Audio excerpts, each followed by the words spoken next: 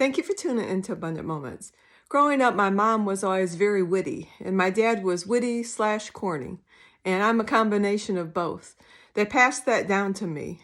And my sons, both of them are very funny, witty, corny.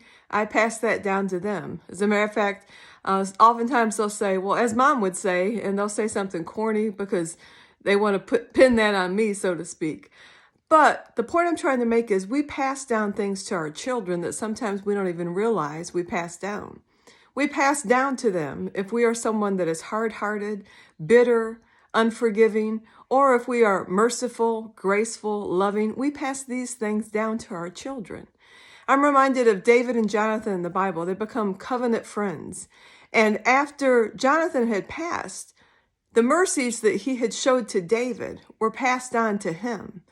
David was sitting there one day and he said, is there anyone left from Jonathan's household?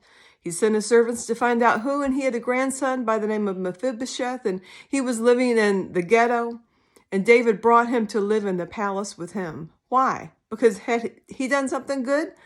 It was his grandfather. It was Jonathan. His mercies were passed down to Mephibosheth. So I want to encourage you today to look at your life. It's never too late. Look at your life and see, what are you passing down to your children? Are you loving and kind and gentle and forgiving? Or are you bitter and harsh? Make sure that you're merciful and graceful and loving and pass that down to your children, your grandchildren. And if you've been the opposite, if you've been bitter and held grudges, change that and let them know. Say, you know what? I was wrong all these years. I did this and I did that. And I just want to let you know, I've changed. I've allowed the Holy Spirit to change me. I want to be a merciful, graceful, loving person. And that will instill in them that desire to be like that, to be like you.